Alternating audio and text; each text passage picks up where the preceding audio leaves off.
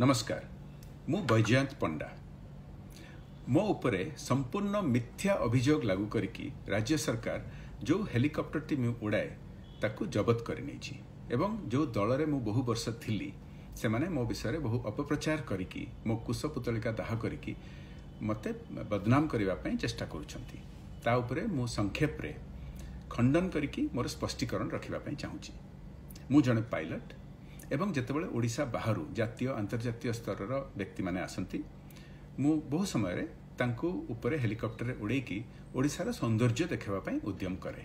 निकटरे मध्य दुई जण जातीय स्तर सांबादिक आसीथिले मु तांकु हेलिकॉप्टर रे उड़ेकी राजहंस पुरी कोणार्क उपरे उड़ेकी आमे केन्द्रापड़ा रे लैंडिंग करथिलु। तापरे मु भुवनेश्वर फेरी आसीथिली। एटा बिल्कुल बेआईन नुह, एटा आईन अनुଯାयी मु ताकु एबे आपनको बुझेबी।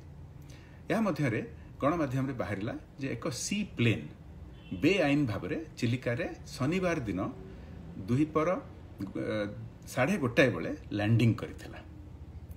तार 2 दिन परे राज्य सरकार रो जणे कर्मचारी पुरी रे एफआईआर फाइल कले। एफआईआर रे सी प्लेन टाकू बदलै देले हेलिकॉप्टर, जहा कि मु उड़ाए, मु सी प्लेन उड़ाएनी, मु हेलिकॉप्टर उड़ाए। समयटी से एका लिखिथिले जे दीपर 1:30 बेले एवं लैंडिंग जगह रे लिखिथिले जे लो फ्लाइंग करा जायथिला, जोटा कि नो फ्लाइंग जोन उपरे।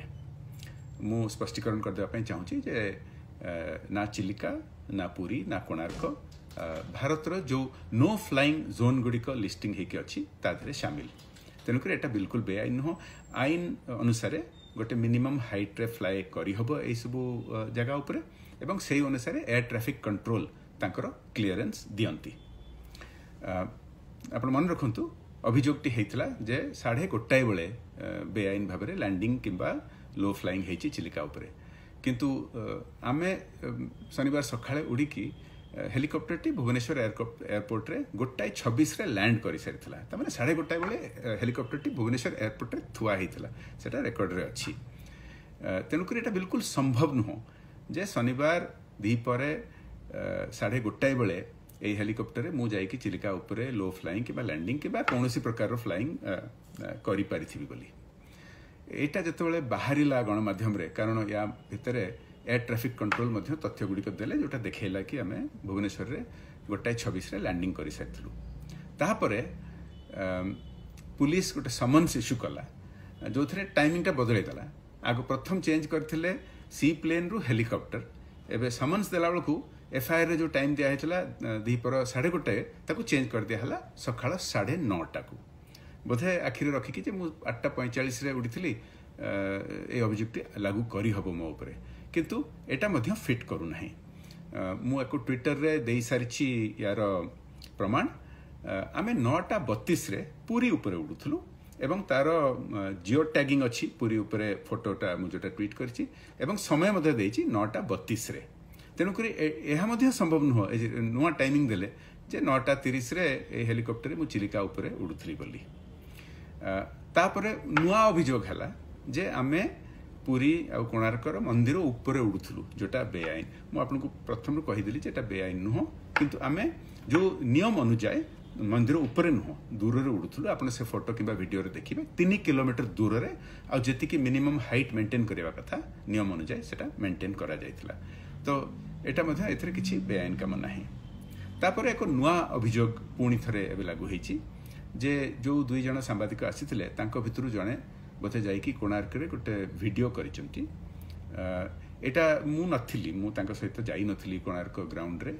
से माने सेही दिन भी नुह, बोथे अन्य को दिन से माने जाइथिले एवं से वीडियोटी जहाँ जना पड़ुछि गोटे कॉमेडी टाइप रो कि गोटे सार्कास्टिक पैरोडी टाइप रो गोटे कोन करिचंती।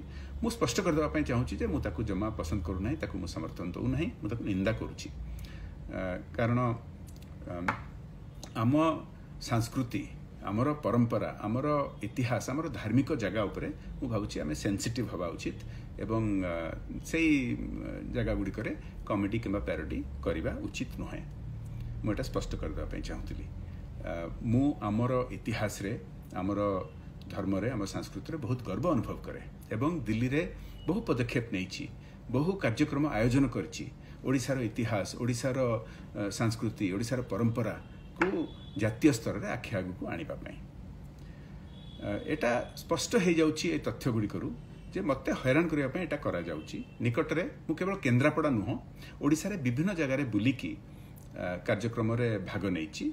आपण शुणिथिबे हेई जाऊ कार्यक्रम बोली बहु जगार हेलानी जोठी हजार हजार संख्यार युवक युवती मैंने आसी भेटुचंती। आमे चाह पिउछु आलोचना करूछु आम राज्यर भविष्य विषय देशर भविष्य विषय एवं ता छड़ा अन्य कार्यक्रम मध्य विभिन्न जिला मानकरे एवं केन्द्रापड़ा विभिन्न जगार हजार हजार लोक सेठी आसुचंती। एटा आयोजित नुह से माने स्पॉन्टेनियसली आसुचंती एवं एटा बोधे देखिकी किछि लोक सरकार रे पसंद करू नाहंती, किछि पूर्वतन बंधु बोधे एटा भल पाउ नाहंती एवं ता जोगु एई भली निंदनीय पदक्षेप नौचंती मते हैरान हरकत करबा पई। एई भली हैरान हरकत इमरजेंसी समय रे होउथला।